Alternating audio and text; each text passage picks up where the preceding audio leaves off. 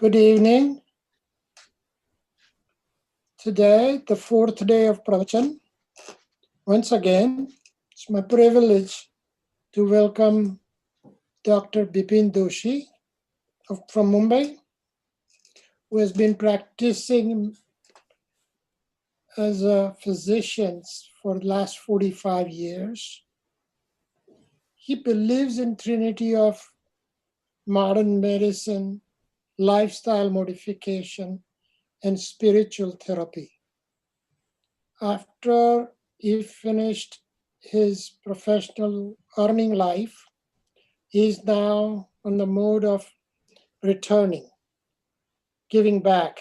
In pursuance of this, he is giving free medical opinion for the last many years, and hundreds of patients have received ethical and economical advice with minimum drugs, operations, or tests. So in other qualifications of being a Jain scholar, etc., and a social worker, he is also a profound leader of the community. We are fortunate to have him here today. Welcome, Bipin Bhai. Thank you, Dilip Bhai. Thank you, Sapan and Jaina.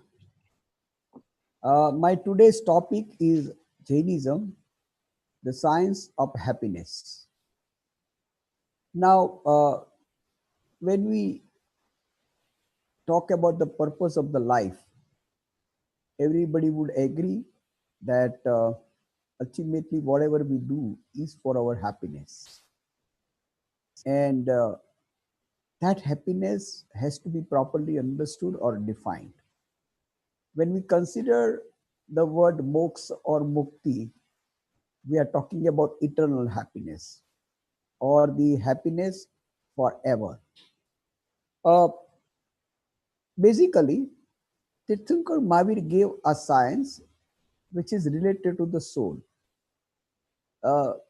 Categorically, I can say that his science was never focused on the science of body or the science of the mind. In a way, whatever he suggested for the eternal happiness or for the moksha and the lifestyle which he suggested. Now, if we look in the present perspective, we find that there are a lot of things which are very relevant and which are very much for our physical health and for our mental health. So let me again emphasize on one thing, that Tirthankar Mahavir's science, as we see from the agamic literature, is focused only on science of the soul, eternal happiness, moksha, and his most of the sermons are for the monks. Agamic literature is focusing on the monks rather than the Shrava. And you wouldn't find anywhere that Tirthankar has said that, okay, if you do this, you will have a good physical health or mental health. However, these are the byproducts. And in today's life, suppose I want to tell the youngsters about the Jaina lifestyle, I have to start not with the eternal happiness or the eternal bliss, but I may have to start saying that whether you believe in eternal peace or moksha or not, but as a byproduct of this lifestyle, there is a great advantage as far as your physical life is concerned, or the physical happiness is concerned, your mental happiness is concerned, your social happiness is concerned, your financial happiness is concerned, and so on and so forth. So this particular lecture, I'm not focusing more on the spirituality, which is or the science of the eternal happiness, which is a main focus, but on the byproducts. So, a mental health or a physical health, which we have because of the Jain science or the Jain way of life, is mainly a byproduct of the focus, which is eternal science. Now, uh, when we want to think about the happiness, three words I actually understand from the subject of happiness, because happiness is a large term. I I mean when I read go to the dictionary, I found that happiness can be explained in number of ways, and I'm trying to make these three words a little different to understand. So I use the word joy. The Hindi word for this is maja. I'm enjoying, So the joy. Now, joy basically relates to our sensual happiness, and our sensual happiness is always dependent on somebody or on something. Like I enjoyed movie, I enjoyed my food, I enjoyed a particular type of music. So that's a joy. Yes, it's a part of our life, and we all need it. But however, one has to understand that to have that joy, you have to have somebody or something. The second is a pleasure. The pleasure is in a rough or the common term, which is a mental happiness. Now, mental happiness is something like your success, somebody praises you, somebody talks very nice about you, you have achieved something, your accomplishment. Now, here you get some sort of, the pleasure which is in your mind. Oh, you feel so happy about it. Again, this is also dependent. It is dependent on somebody praising you or somebody talking about you and things like that. It's more related with the feelings. The third word is a bliss. Now try to understand. A bliss is something which I usually use the word inner happiness. Now this cannot be explained. This is something which comes from within. You also must have, all of you must have, realized this, that there are some moments in your life where, irrespective of anybody saying anything, or independent of everything, you feel very, very happy inside. That's called bliss. I'll give you a very small example. That suppose you have helped somebody. Now that person has not praised you. Person has not talked with you. Probably the person doesn't know about you also. But when you sit quietly and you feel very happy that okay, I have been helpful to somebody and I loved it. Now that is called bliss. Now what I explained you is a very, very fraction of a bliss. But if this bliss continues and it becomes infinite, that is called moksha or inner happiness, which is independent of anybody. You just did an act, but there is nobody, there is no medium or there is no agent in between. So Tirthankar Mahavir has talked about the bliss. When we use the word uh, infinite conduct or the Ananta Charitra. Ananta Charitra means infinite bliss. That is the ultimate. Siddha Bhagwan is in eternal bliss in the Siddha Shila. Now, as I told you previously also, the focus of Tirthankar Mahavir was only bliss and not the joy or not the pleasure. Now, here one question might arise in our mind, that is it that we should not have a joy or pleasure? It's not that we should not have a joy or pleasure, but try to understand that when something is dependent on something else, it cannot be permanent. That is one. Second thing, joy and pleasure can be converted into sorrow or displeasures very conveniently or very easily. And third thing is that this part is very important. See what happens that when you have a joy or the pleasure, gradually in the initial stage it's all right, but gradually your mind develops in such a way that you always look for joy and pleasure, joy and pleasure, joy and pleasure. Your whole life goes into joy and pleasure, and ultimately that bliss is missing. Most of us who are successful people, most of us who have got a lot of things around, we have a joy and pleasure. Dilip Bhai talks good about me. I got everything in my house. I have a good music system. I have got, all the good food available, which I like. So, yes, my life has a joy. My life has a pleasure. But ultimately, what happens? My focus becomes only joy and pleasure. I have to shift sometime from joy and pleasure to the bliss. Now, joy and pleasure is something which the Tirthankar Mahavir called addictive. To a certain point, it is fine, but then it becomes an addiction. Addiction is something which you cannot leave. And once that addiction starts, you forget about your bliss. What in Jaina terms or scripture is known as Vishaya Ananda. Vishay means your sensual organs. And Ananda, sensual organs, pleasure because of the sensual organs. Joy and pleasure are called Vishaya Ananda or sensual pleasures, where you have a pleasure feeling either by your sensual organs or by your mind. What about your soul? In first lecture, I told you if there is anything which is vital in our life, it is soul. So what about the happiness of the soul or bliss of the soul?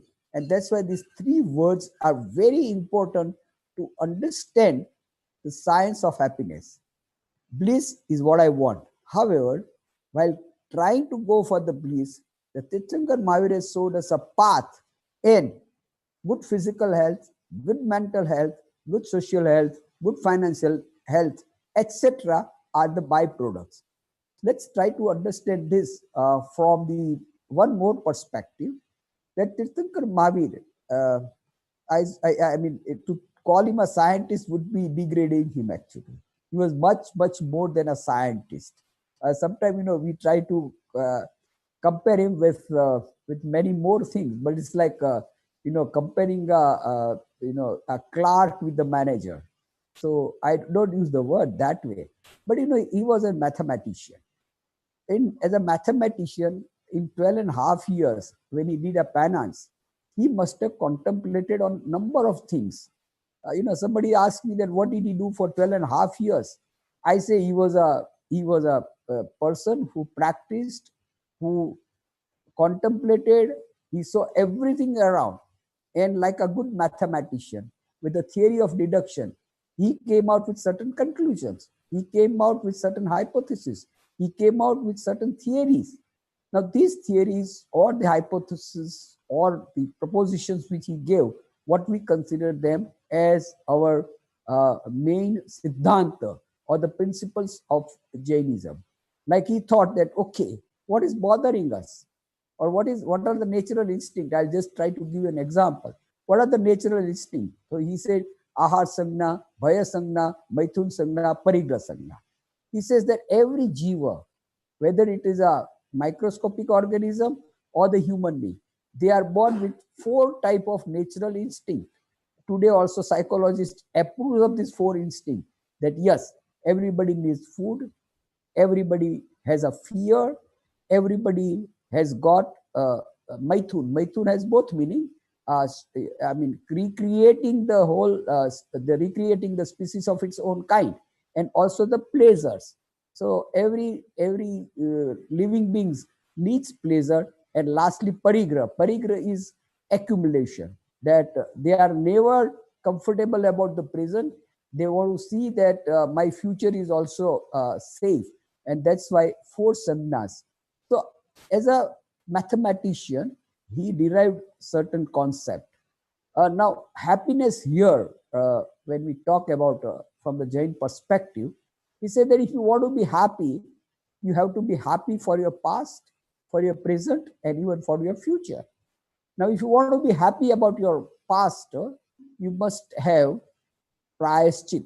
Prayaschit means you really sit in one place, contemplate on whatever you have done in past, and ask for forgiveness.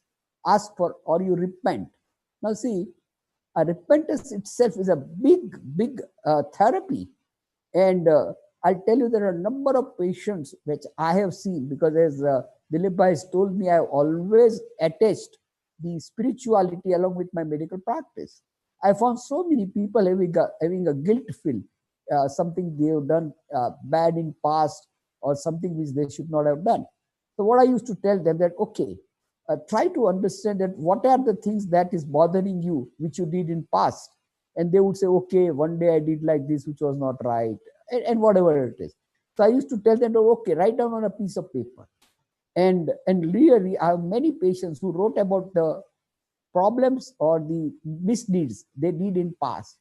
Then I said, contemplate on this and ask for forgiveness. Sit in a very quiet place for an hour or so and just say that, okay, I did this and it was wrong.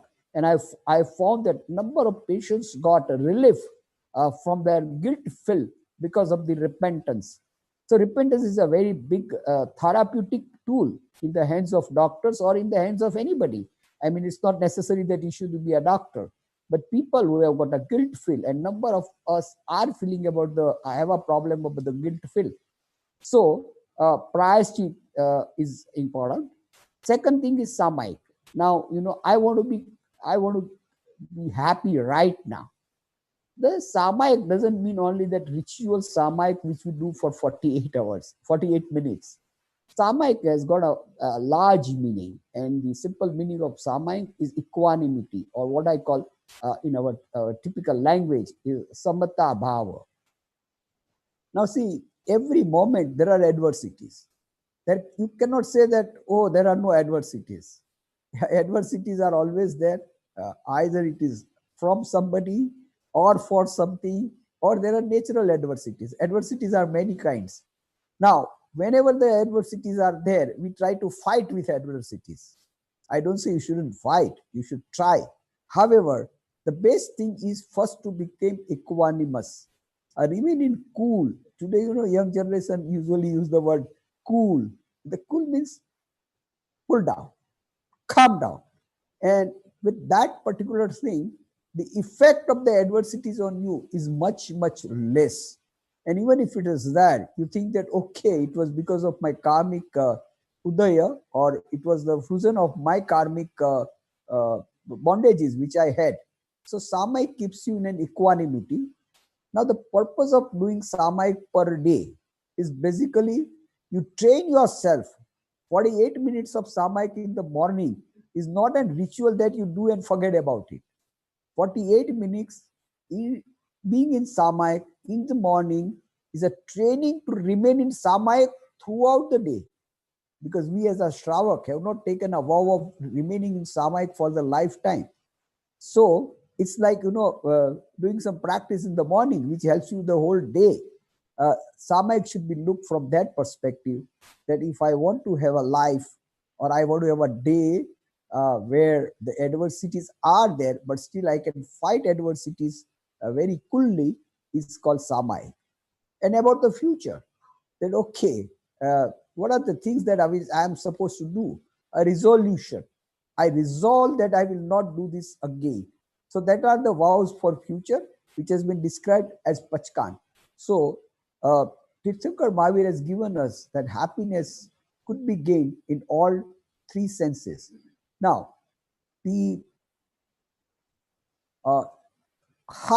my teaching about the happiness is a bit different, because here we are talking about the physical happiness, the mental happiness, and things like that. I'm not talking about the eternal happiness right now, because my teaching for the eternal happiness would go to the extent of samvar and nirjara. So in this particular topic, I would not mention about samvar and nirjara, because that is for eternal happiness. This happiness is basically for my physical happiness and my mental happiness and other happiness, which I will be discussing right now. Now, when I want to be happy, I should have a system. I should have somewhere I need to start with. So how do I start with? So the starting point of getting the present happiness is dhyana. Now, what do you mean by dhyan? Actually, the common meaning of dhyan is that you sit in one room, there is nobody around, and you sit in a mental contemplation, and there are various theories or the various ways or various methods. Somebody would say that, okay, focus in your breath. Somebody will say, focus your toe and then come to the knee and then come to the, so there are various ways the dhyan is done. And everybody thinks that my way is a right way.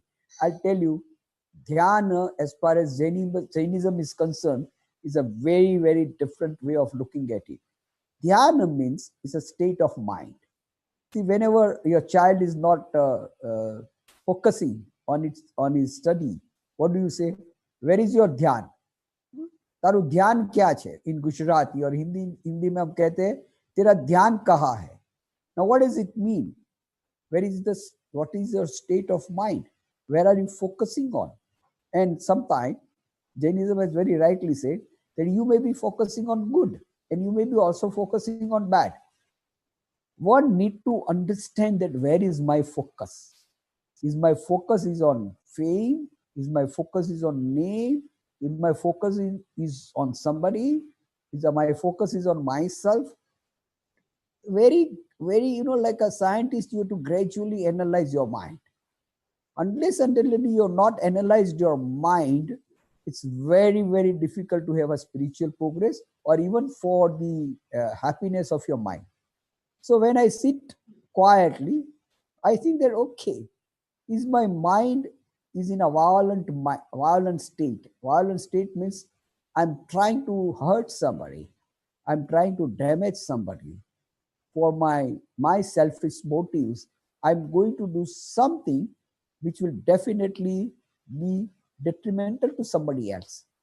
This kind of mind is called Raudra Dhyan. Here, I don't care for anybody. I want what I want to do. And for that, if anybody suffers for anything, I'm least bothered about it. And that is called Raudra Dhyan. Many times, we are in that particular state of mind. You might ask me that, does it happen? Yes.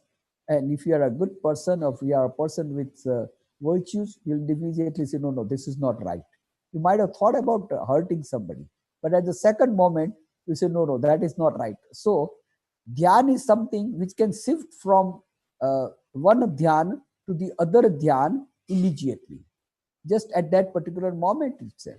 But yes, we sometimes have a state of mind where we are violent in our action. Raudra Dhyan. The second thing is Artha Dhyan. Artha Dhyan is sadness. You see what happens that we have many good things around. However, our nature is such that we try to find out what is bad with us.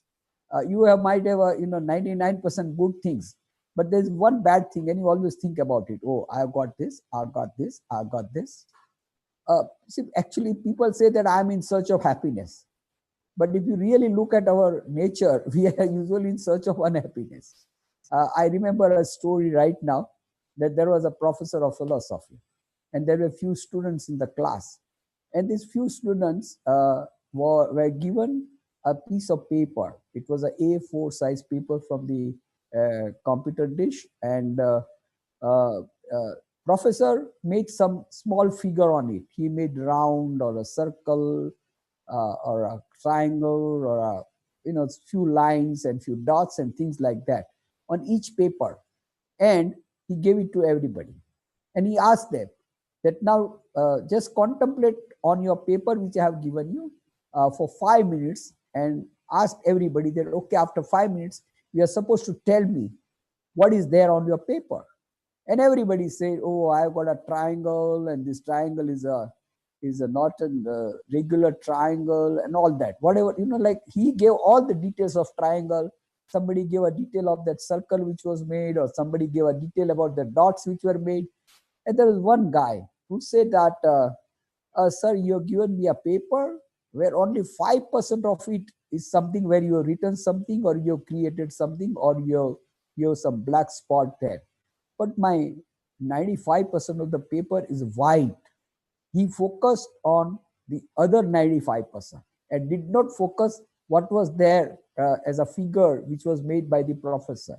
Similarly, in life also, we usually don't focus on that 95%. We usually focus on those 5% which are basically our irritants or something which we have not gained yet. Our mind only goes on that 5%.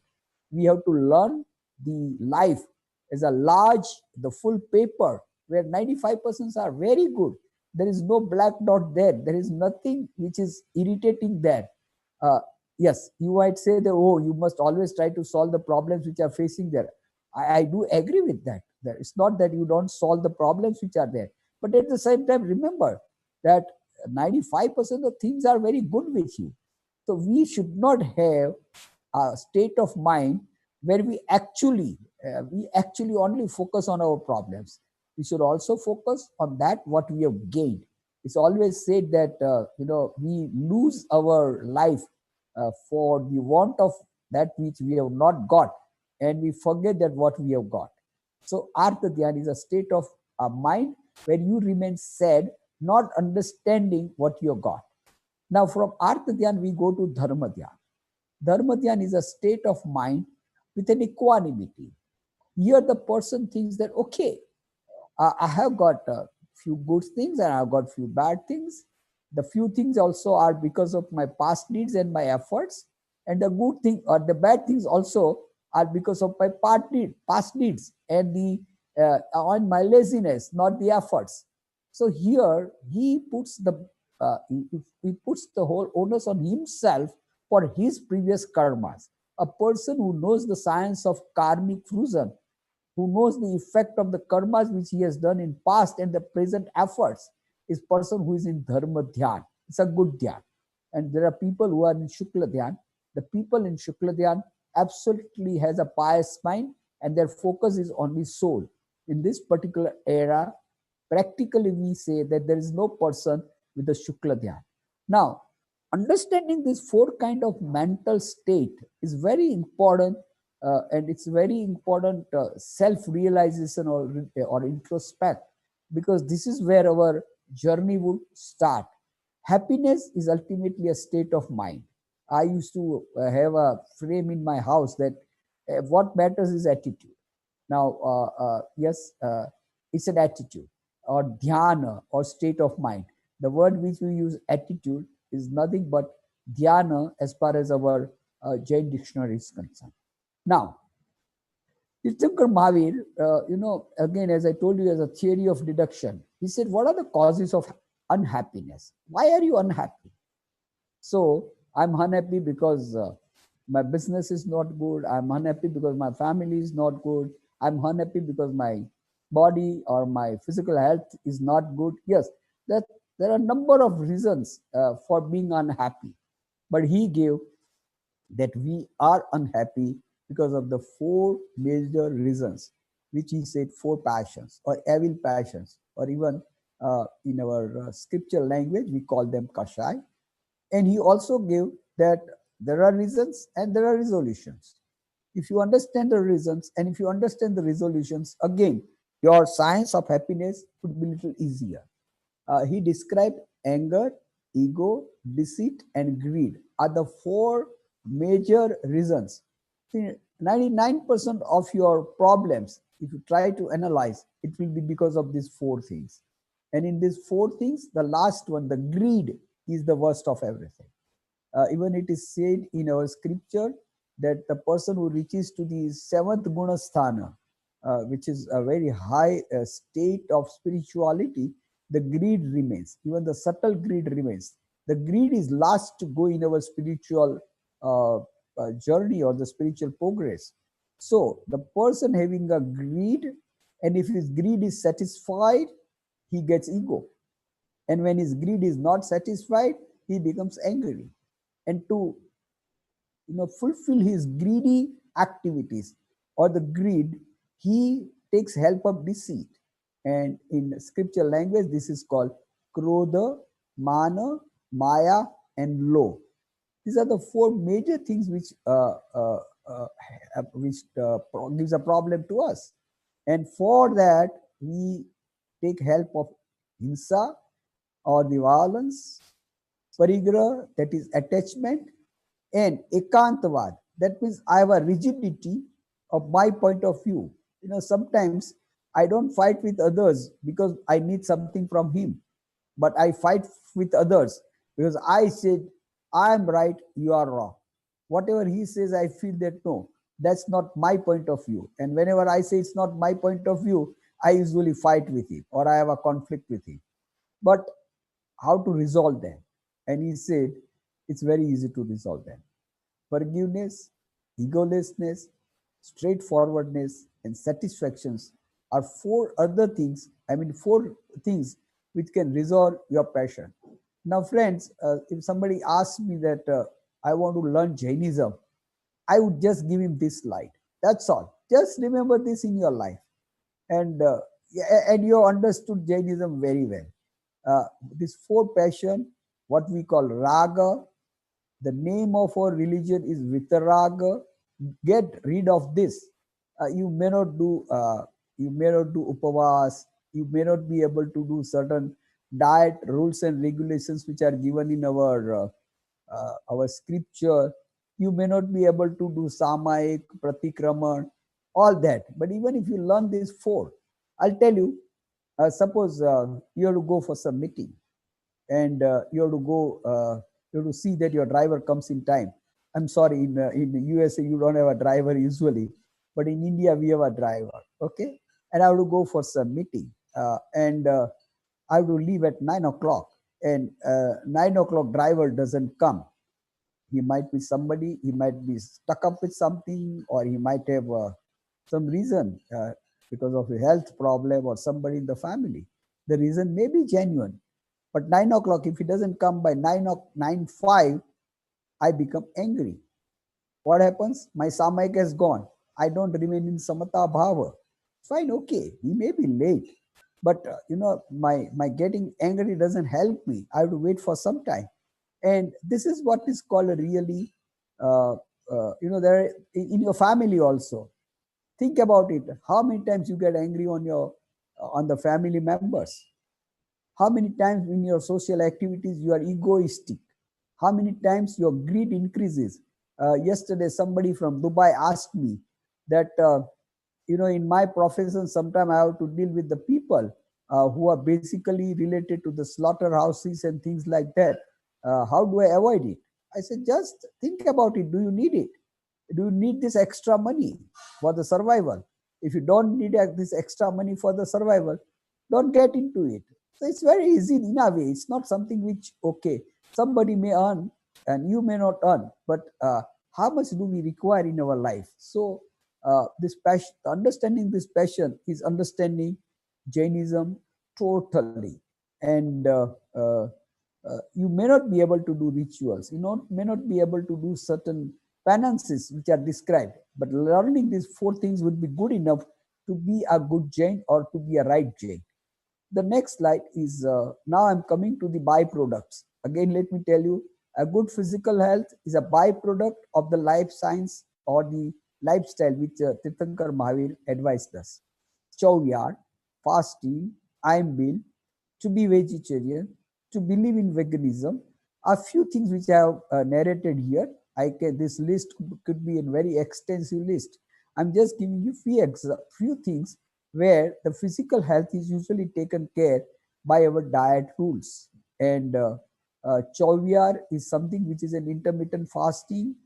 As a physician, we know that your stomach needs rest, and now last year scientists from Japan said that intermittent fasting, keeping your stomach without the food for at least 14 hours a day, will help you to generate T cells.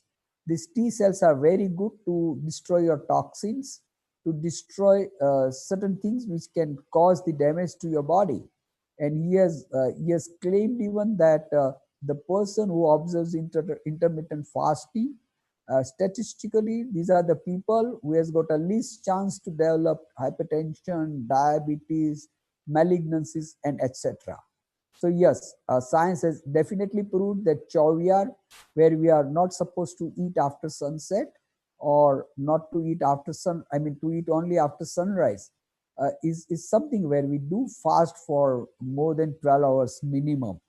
Chovyar, people usually ask that is it necessary to do Chovyar, because now we have our lights and we can see whether there are microorganisms you can't see, but the other insect you can see. So is it relevant as on today? Let me tell you, our today's science is still incomplete, especially as far as the microorganism is concerned. Tirthankar has described Sukshma Jivas, which are called one sense Sukshma Jivas, and there is something which is called Tamasa Jivas.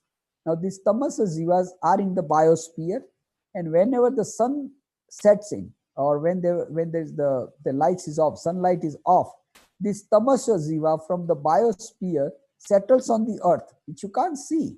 Can you see coronavirus? No. Can you see the influenza virus? No, we can't see those viruses. So similarly, this kind of organisms or the microorganisms settles on the earth as soon as there is a sunset. And these are the microorganisms which has got a bad effect on your health, especially when you eat the food at that particular time. And there are various things like chakras, which are not open, which does not digest your food. I'll tell you, as a medical practitioner, there are so many people where, my gastroenterologist has suggested go for endoscopy, go for a gastric lavage, and try to do this and that and all that. And ultimately, patient comes back again saying that I did all this for 1 year, 2 years, and I'm still back with hyperacidity or the pain in abdomen, and I'm never comfortable as far as my stomach is concerned. I just tell them that fine, okay, just change your diet. And in changing my diet, and in change of diet, yes, avoid all your dairy products, avoid everything which is non-vegetarian, because we do get a patients who are non-vegetarian.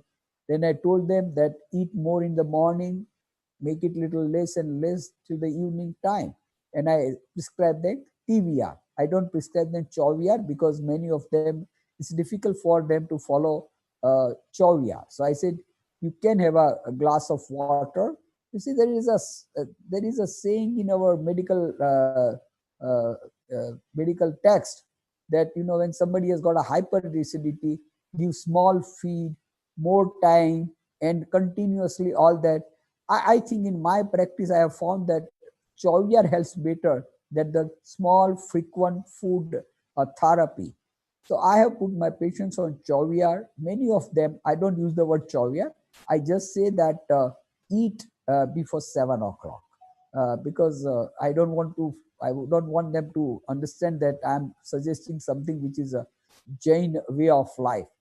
So some say, okay, in Mumbai it's sometimes difficult to come by 7 o'clock at home.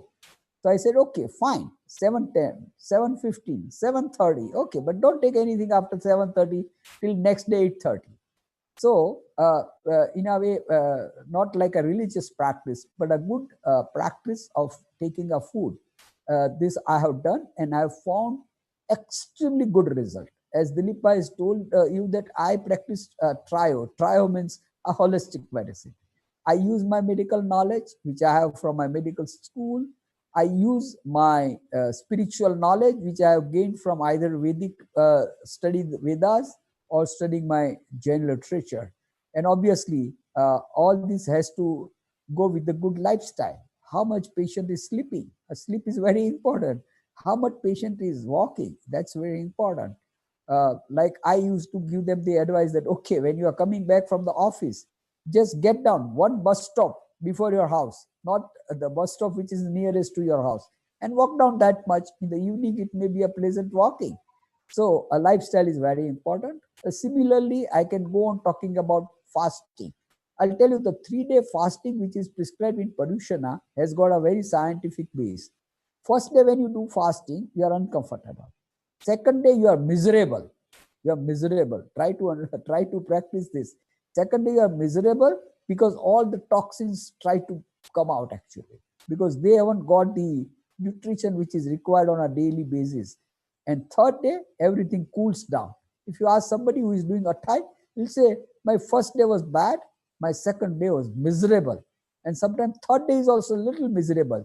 But after the evening of the third day, you are always comfortable. And then they say, okay, on the fourth day it was fine. Fifth day it was fine. So fasting is throwing out your toxins from the body. And if you remember, I used to read Mahatma Gandhi a lot, and he used to say that everybody should have fasting at least once in a week. And fasting has got another advantage. I recently read somebody that most of us overeat. And whenever we overeat, the consumption which we have done doesn't go to the poor people. So if everybody takes care of uh, their diet rule and having fasting for 1 or 2 days, and healthy people fasting for 1 or 2 days is good for him and good for the society. Bill. Bill is basically we do. I mean, during Paryushanas we do, and otherwise also we do. There is a concept of Oli. Oli is twice in a year when there is a change of the season. We do Oli.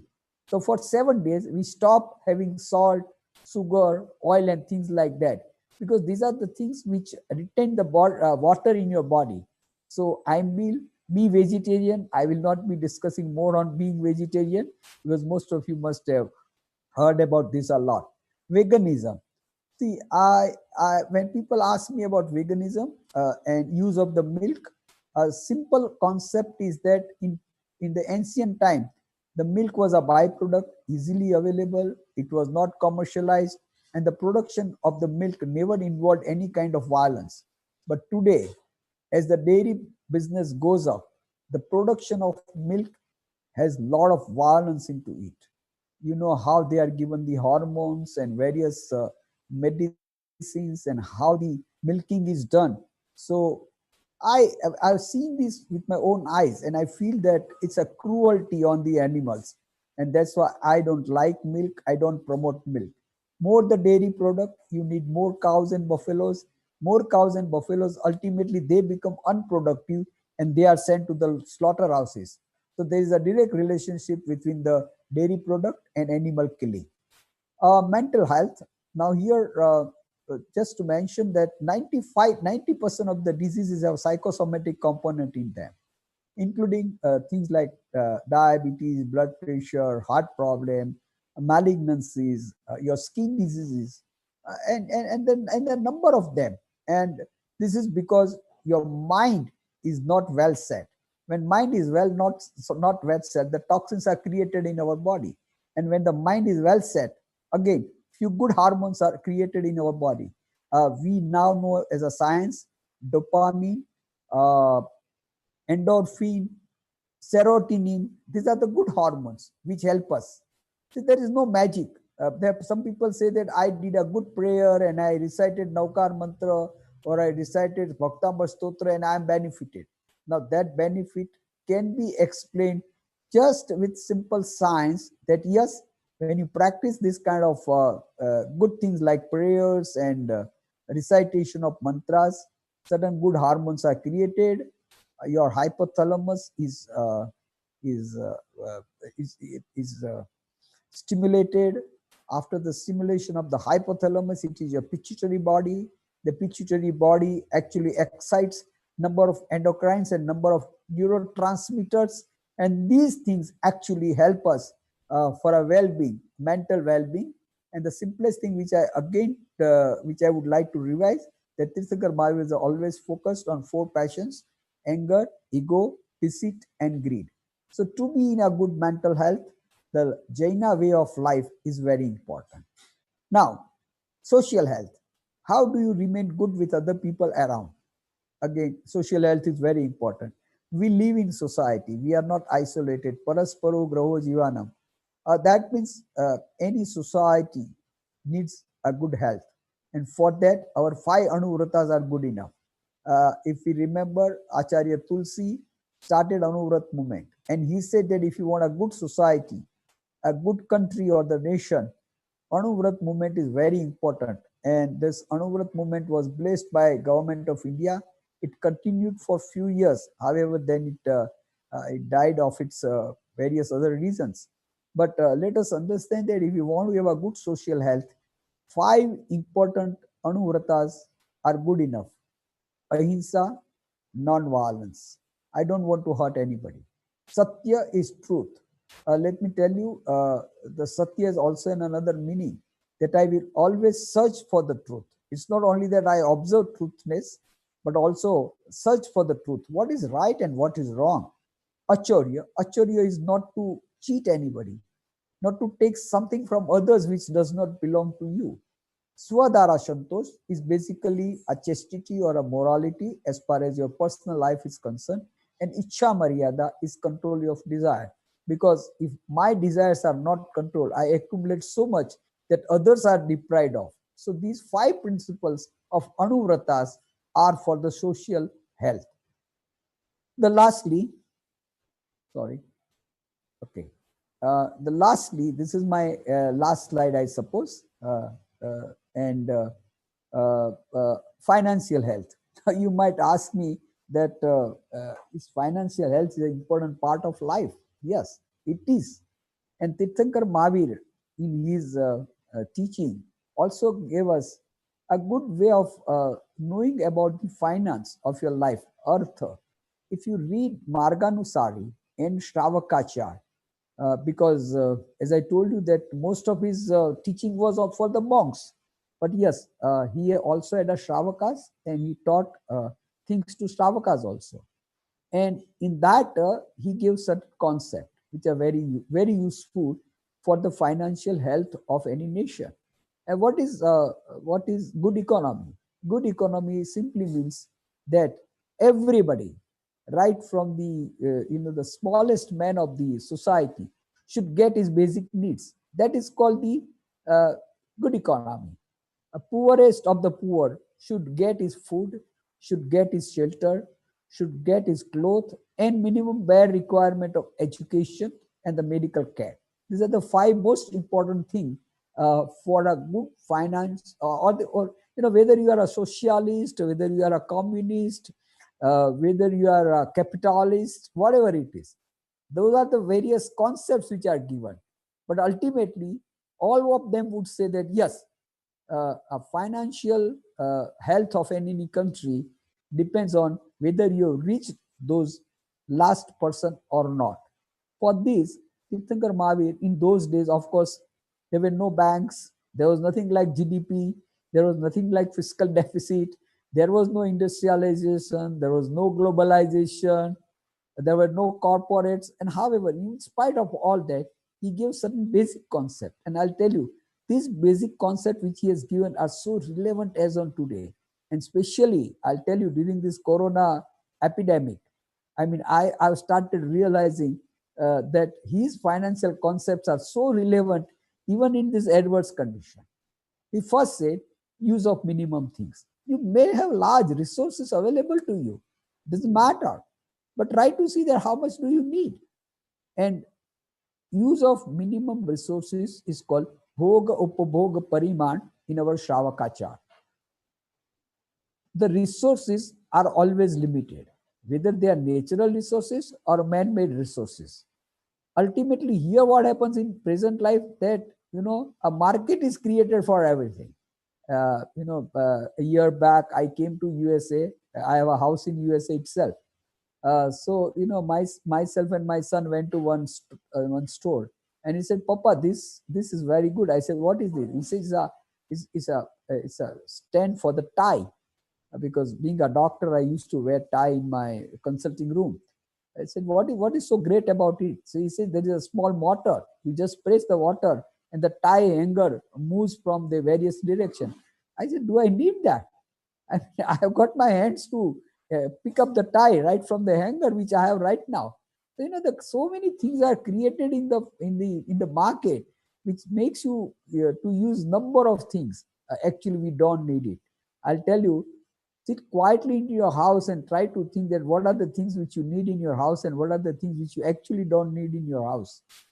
You will end up finding at least there are more than 60% of the things which you don't need in the house. Even you don't need the furniture.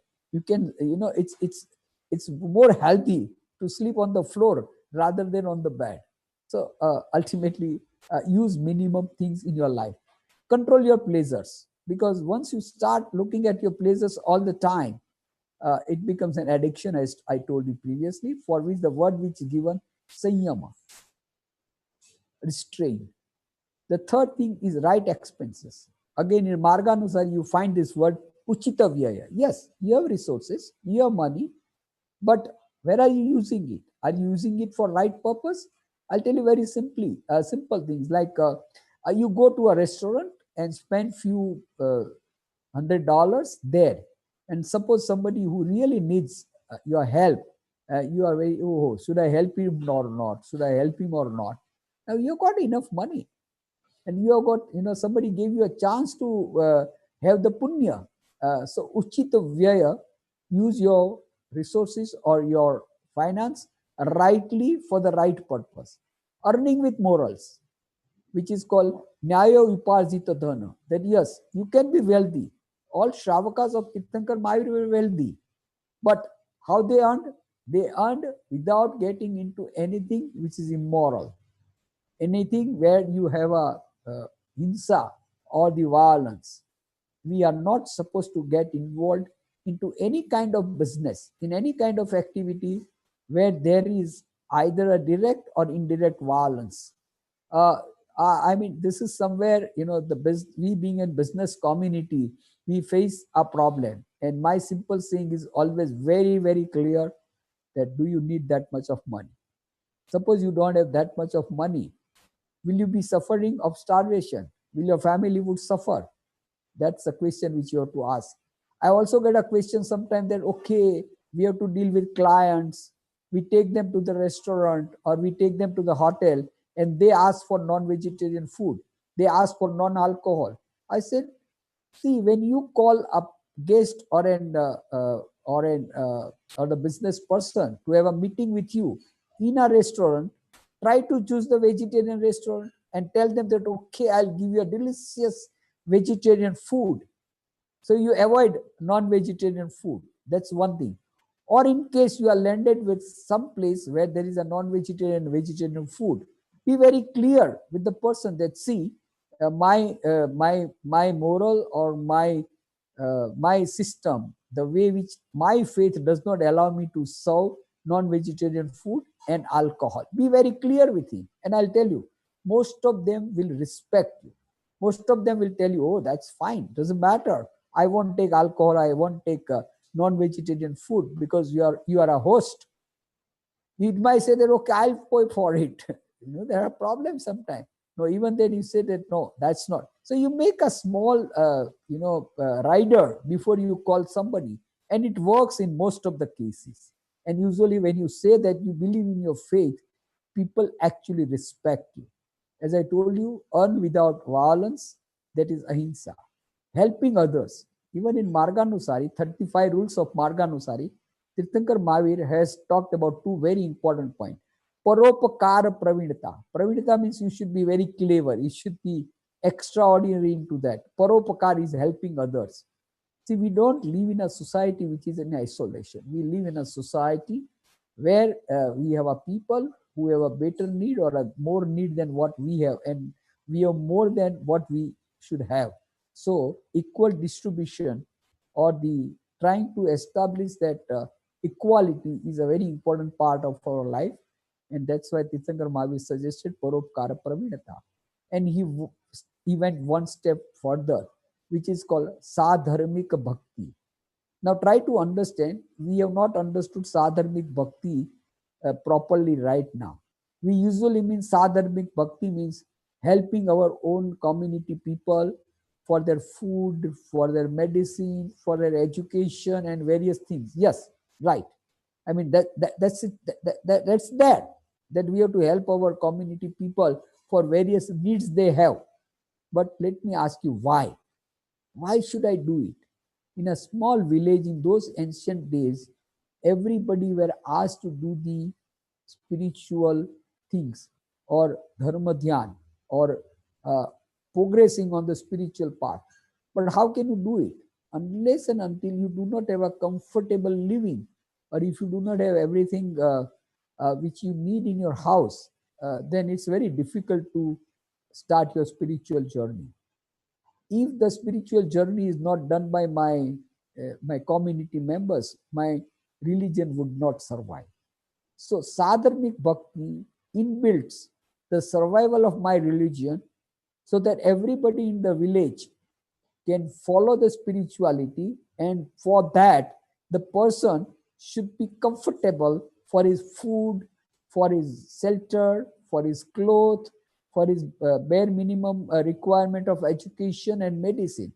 So sadharmic bhakti, when you do a sadharmic bhakti, your focus is not only helping him, but your focus is that you help in such a way that he can pursue his spiritual activities or what we call dharma. वो धर्म का पालन कर सके उसके लिए I want to make him comfortable, and that is what is the meaning of sadharmic bhakti. In our literature, it is said that one side you put all your rituals and the other side you put sadharmic bhakti. The part of the sadharmic bhakti is always heavier than the part of your rituals. And lastly, right use of wealth. And the word which is given is punyanu-bandhi punya. In the four Chaturbangi, we usually have punyanu-bandhi punya, punyanu-bandhi papa, papanu-bandhi punya, and papanu-bandhi pap. Understanding the punyanu-bandhi punya is again very important. Most of us are blessed with resources. Most of us are blessed with good education, good family, and good earning.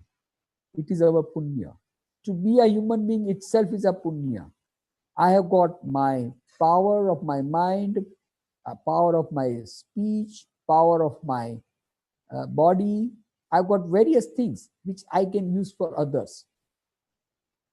Getting good things because of our punya, you must use all these good things, whether it is mind, body, speech, whether it may be my financial capability, whether it is my expertise, and all that which I have got because of my good deeds in past should be used for the good of others, so that I bind more punyas. Okay, here you don't ask me again that, oh, you are not supposed to bind the punyas as Jainism says, fine.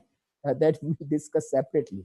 But when you are not a monk, when you are not yet resolved for the total detachment of observing ahimsa, aparigraha, anekant, till that time, it is important that you bind a punya, because ultimately, when you want to liberate, you have to be a human being.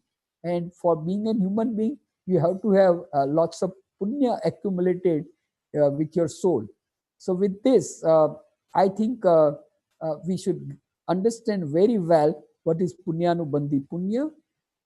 Just try to collect more punyas because you have more resources. With these few words, thank you very much. As I told you, let me in concluding remarks say that the focus of Tirthankar Mahavir is not the focus of physical health, mental health, social health, or the financial health, but in the pursuit of our ultimate goal of liberation, the lifestyle which has been prescribed by Tirthankar Mahavir has a lot to do with our physical health, mental health, social health, and financial health. And to my youngsters, when I want to reach them, to explain them about the eternal happiness, I may have an approach where I said, okay, you may not believe in eternal happiness, you may not believe in moksha, you may not believe in ultimate liberation, but you do believe that you need a lifestyle where you have a good physical health, good social health, good financial health, and good mental health. So learn, understand, try to practice as much as Jainism as you can for the good of present. That's what I start with my youngsters. Thank you very much. Thank you, Bipin Bhai. You have explained the practical use of Jain ideas in very simple terms in daily life. After all, religion is for practicing, not just for studying. Thank you and good night. Thank you. Good night to everybody.